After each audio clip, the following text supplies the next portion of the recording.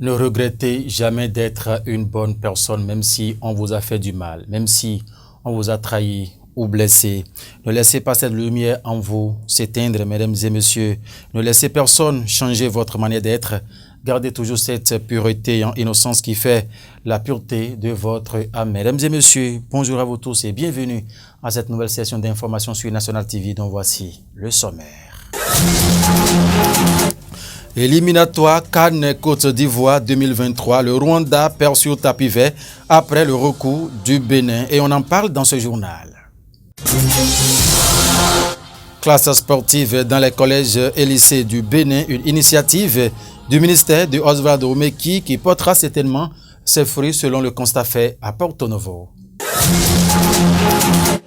Enfin, transport fluvial dans la vallée de l'Ouémé, on ira à la découverte du mode de vie des riverains de la vallée, surtout en saison de pluie. Voilà pour les titres, mesdames et messieurs, restez avec nous pour le développement.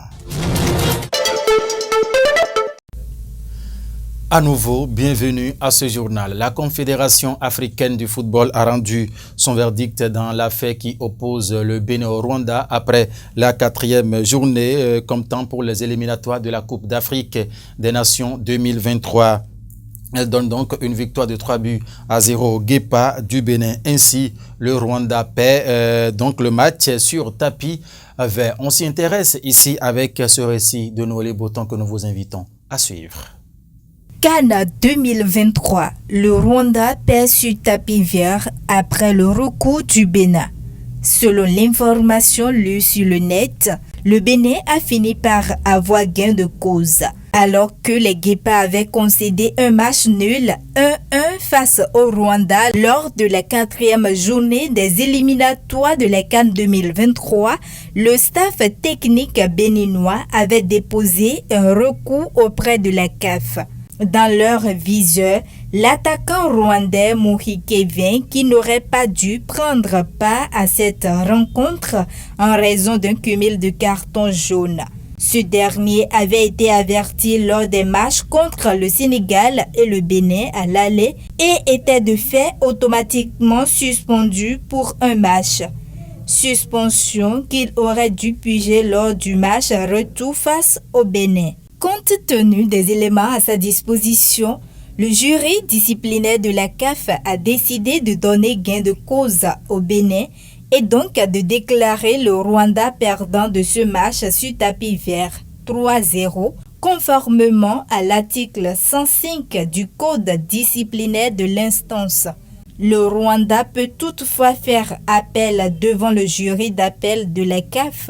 En attendant, avec cette décision, le Bénin repasse à la 2e place du groupe L avec 4 points à égalité avec le Mozambique, mais derrière le Sénégal qui en compte 12. De son côté, le Rwanda compte désormais 2 points. Merci à vous, Noël Boton, pour ce récit. Mesdames et messieurs, il faut rappeler qu'après cette décision de la CAF, le nouveau classement dans le groupe L se présente comme suit. Il fait de Sénégal premier avec 12 points plus 8. Le Bénin vient en 2e position avec 4 points plus 0, tandis que la Mozambique est en 3e position avec 4 points moins 4. Le Rwanda en 4e position avec 2 points moins 4. Nous restons toujours dans le domaine sportif à présent pour parler de cette initiative du ministère des Sports au Bénin. Cette initiative justement qui parle des classes sportives au niveau des collèges et lycées du Bénin. C'est une initiative qui certainement va porter ses fruits selon le constat fait sur le terrain. Voici ici, mesdames et messieurs, les images que nous ont ramenées Guillaume Roncanry et Noélie Boton. Ça s'allume correctement. Jusqu'à n'a pas eu de problème majeur. Il s'agit des classes sportives. L'une des innovations apportées par le gouvernement du président Patrice Talon à travers le ministère des Sports en République du Bénin et qui intéresse les apprenants dans son ensemble. Ici, au CEG d'Avis, dans la ville de Porto Novo, où notre équipe de reportage est descendue, le constat rassure. Les élèves s'intègrent correctement.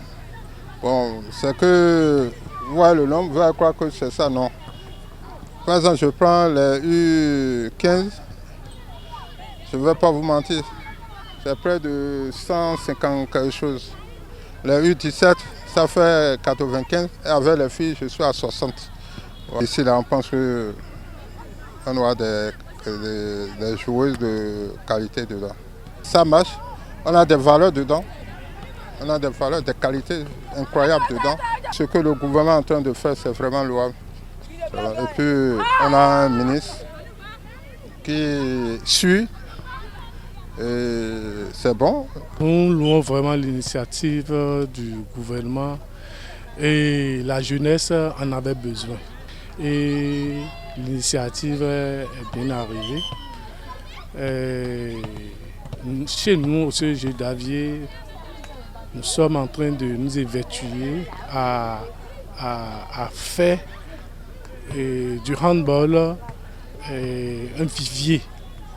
Le CEG d'Avier sera un vivier de handball au niveau national, départemental et national. Cette initiative des classes sportives dans les collèges est appréciée par les encadreurs. Cependant, quelques inquiétudes subsistent, notamment ce que vont devenir les U17 après cette étape. Pour cela, quelques propositions. Le reste, c'est qu'est-ce qui va se passer après 17 ans, après les U17. C'est l'encadrement après 17 ans là, que moi je vois qu'on doit penser comment trouver une solution à ça pour que ça ne soit pas un travail perdu. Là qu'il y a encore plus de suivi, que les clubs, soit on exige aux clubs de voir parmi eux et de trier et d'en prendre. Regroupés en atelier au terrain de sport du CEG d'Avier, plusieurs équipes pouvaient se constater, dont entre autres les équipes de football féminin et masculin, le basketball, le handball et aussi l'athlétisme. Rappelons que les quelques difficultés auxquelles sont confrontés les encadreurs des classes sportives au CEG d'Avier, selon leur dit, est l'état du terrain qui sert de cadre à cet exercice, surtout lorsqu'arrive la saison des pluies. Et l'apport du directeur départemental OME en charge des sports ne faiblit point à laisser entendre ses encadreurs. Il faut donc saluer cette détermination du gouvernement, du président Patrice Talon à travers le ministère des Sports qui veut faire du sport en général un vivier du développement en République du Bénin et au plan africain également. Il faut également saluer cette détermination du directeur départemental OME en charge des sports qui veille au grain afin que ces classes sportives se déroulent dans des conditions normales comme prévu par les tests qui régissent donc cette initiative des classes sportives dans les collèges et lycées du Bénin. Un fait de société à présent, mesdames et messieurs, l'organisation illégale d'une assemblée générale au niveau de la coopérative,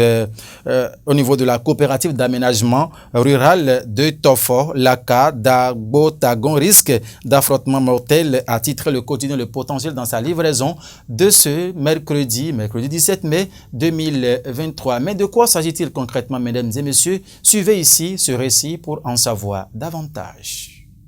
Tension, disputes, guerre d'autorité et de pouvoir, bagarre, violence, du sang et peut-être des morts. Ce sont là les risques encourus ce jour, mercredi 17 mai 2023, sur la coopérative d'aménagement rural K d'Agbotagon, commune de Tofo, département de l'Atlantique. Le risque n'est pas surévalué.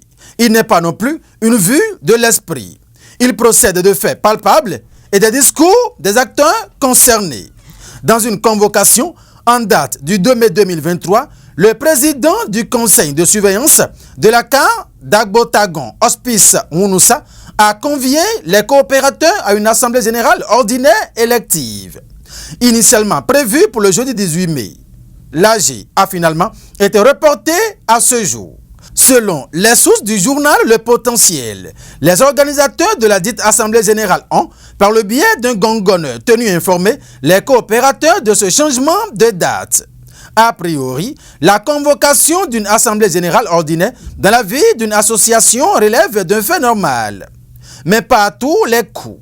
Dans le cas de la CAR d'Agbotagon, il s'agit d'un coup de force et d'une défiance vis-à-vis de l'autorité judiciaire. Le président du conseil de surveillance, Hospice Onoussa, est bien entendu dans une opération de maintien de l'organisation au forceps d'une assemblée générale interdite par l'ordonnance numéro 00-5-2023-PTPI-AL en date du 5 mai 2023, prise par le président du tribunal de première instance de deuxième classe d'Alada, le magistrat Gabriel Torin Afognon. Dans les visas mentionnés sur l'ordonnance surréférencée, on retiendra que le président du conseil de surveillance, Hospice Onoussa, a introduit une requête le 24 avril 2023 à l'effet d'obtenir l'autorisation du juge pour organiser l'Assemblée générale ordinaire élective de la CA d'Agbotagon.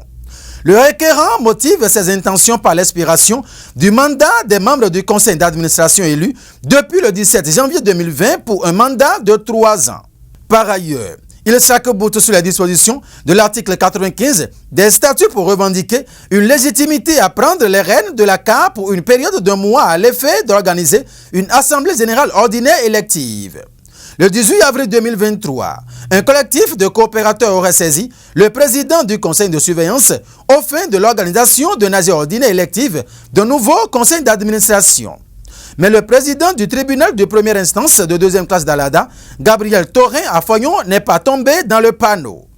En bon légaliste, le magistrat a fait une lecture croisée des articles 76 à 88, les articles 95, 113 des statuts de la CA d'Agbotagon et l'article 6 de l'acte uniforme relatif aux droits des sociétés coopératives pour rejeter la requête introduite par Hospice Onoussa. Selon les thèmes de l'ordonnance, Hospice Onoussa, qualité du président du conseil de surveillance, n'a pas pu produire la preuve d'une demande de convocation d'assemblée générale ordinaire adressée par son organe du conseil d'administration à laquelle aucune suite n'a été donnée. Aussi lit-on dans l'ordonnance, seul le conseil de surveillance et non son président est habilité à entreprendre la convocation d'une assemblée générale ordinaire. Or, c'est le président du conseil de surveillance, institut persona, qui a convoqué l'AG. Ainsi, pour vice de procédure et défaut de qualité, le président du tribunal de première instance de deuxième classe d'Alada, Gabriel Torin Afognon, a rejeté la requête de Hospice Onoussa. L'autorité judiciaire a constaté la violation des articles 78 et 113 des statuts de la coopérative d'aménagement rural d'Agbotagon. Dès lors, aucune assemblée générale ne devrait être organisée. Malheureusement, le président du conseil de surveillance Hospice Onoussa a choisi délibérément de défier et de fouler aux pieds l'ordonnance judiciaire interdisant la tenue de l'AG. En envoyant un criant public et informer les coopérateurs de la tenue de l'AG ce mercredi 17 mai 2023, Hospice Onoussa a choisi de créer une zone de tension à Agbotagon. Déjà que le bureau légal du conseil d'administration avait été remplacé sans la tenue d'une AG. Suite à une procédure judiciaire, les membres légaux ont gagné et devaient reprendre fonction. Mais des mains invisibles empêchent depuis l'exécution de la décision de justice. Dans cette guerre de contrôle du conseil d'administration, ceux qui ont perdu sont soupçonnés d'être dans une opération de manipulation des membres du conseil de surveillance. La politique serait, si ce n'est pas nous, ça ne serait pas non plus eux qui siégeront au conseil d'administration. Avec cet état des lieux, des jeux de croc en jambe, le maintien illégal de l'Assemblée générale ordinaire élective, ce jour risque de virer au drame. Les lésés promettent ne pas se laisser faire. Les obstinés veulent foncer tête baissée dans le mur envers et contre tous. Seul le pouvoir de gérer la coopérative d'aménagement rural d'Agbotagon compte. Les bagarres sur les cas tournent souvent au vinaigre avec des coups et blessures suivis de morts d'hommes. Les autorités compétentes devraient au plus tôt agir pour sanctionner ceux qui narguent et n'en ont rien à faire des décisions de justice. Au nom de la paix, il serait utile de boucler cet espace. Aucune assemblée générale n'égale la vie et la sécurité des gens. Agir maintenant, agir promptement, tant le risque est imminent, pour ne pas regretter l'inaction après. C'est ce que pense le quotidien Le Potentiel dans sa livraison de ce mercredi 17 mai 2023. Ainsi se présente la situation au niveau de la coopérative d'aménagement rural de Tofo. Comme l'a souligné le quotidien Le Potentiel, il urge donc que les autorités au niveau de cette commune prennent les dispositions subséquentes afin d'arrêter saigner. Sinon, il serait trop tard de vouloir jouer aux sapeurs-pompiers. Nous allons à présent faire une virée dans la vallée de l'Ouémé pour nous enquérir des dispositions que prennent les riverains afin de voyager paisiblement puisqu'il s'agit du déplacement fluvial. Guillaume Moukanri a effectué une descente dans la commune de Dangbo, plus précisément dans l'arrondissement de Gbeko dimanche dernier, et nous a ramené les images que nous vous invitons ici à suivre. Après une pluie battante sur la vallée de l'Ouémé ce dimanche 14 mai 2023, voici une équipe de notre rédaction à l'Ambakade de Tokpli à Dangbo.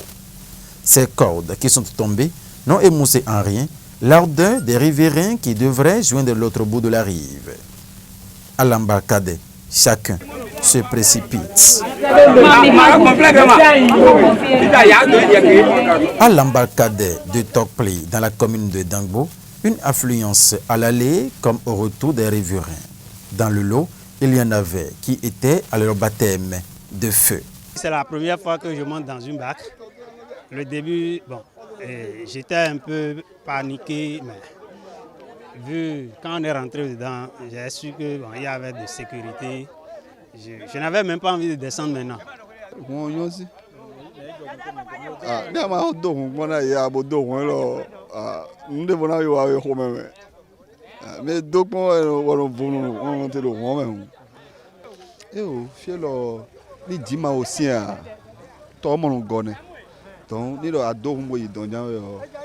Problème de bouddha, mais ni wa go et nous aller les mêmes donc on les non ici. Donc sinon problème de bouddha. Ni do cholo me do budi yo. Bo mi mo bien do nde ma jo. Mi na do to lo me. Ni lewe no no di. Sian. E akun we te ka so fi a jere. Se keke do hu me. Nde ma wa we. Nde blo wa me do fi. Ni an bi hu me. Bo me ne mu de hun kun to e no yi do hu me ni gba yi do hu lo me pon. Anoku yo. Pour ce qui est des prix de transport individuel ou de marchandises, le problème ne se pose. Entrons dans le fille en sous-point. Quelqu'un en sous-point, j'entends. Tu sais. Ne me bag magazine pour vous et bec client de vous. Mais et what in Jorola White to me, Milo Bibe, la Kawaii. Comme they in the baile, didn't make no country in Nakmo Melo. Demino Cromone. Emma do Fido Minai, upon side by Cron. Demino Cromone. Zande Dieno got Biba Fila because I don't eat talk. By Madame Bator said, Melano home, so in Condao. Les réalités de vie quotidienne varient d'une contrée à une autre et dépendent également du climat. Nul ne peut rallier l'arrondissement de Gbeko dans la commune de Dangbo sans passer par l'eau. La traversée de cette portion d'eau est indispensable. Qui que vous soyez, arrivé à cette embarcade, tout le monde abandonne les moyens roulants de quelque nature soit-il pour se conformer à cette exigence. Mais malgré cet état de choses, la vie est belle parce que les populations riveraines de Gbeko et ses environs vivent tous heureux. C'est une question d'habitude.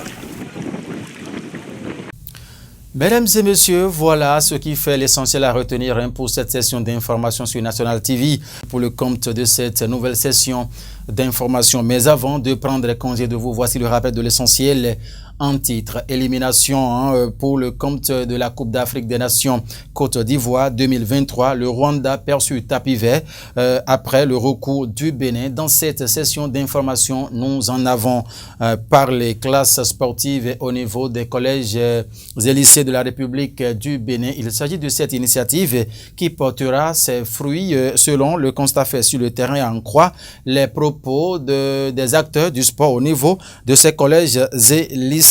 Transport fluvial dans la vallée de l'Ouémé en saison de pluie, mesdames et messieurs. Guillaume Moukanri a effectué une descente dans l'arrondissement de Gbeko dimanche dernier sous une pluie, mesdames et messieurs. Les images, vous les avez eues également dans cette session d'information qui s'achève.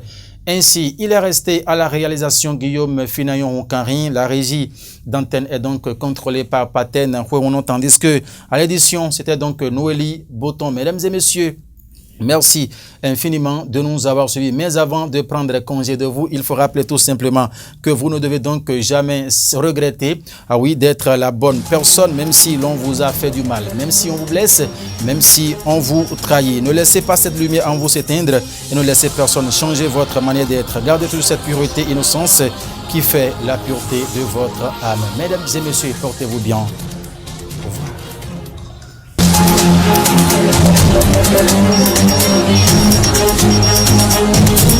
Thank you.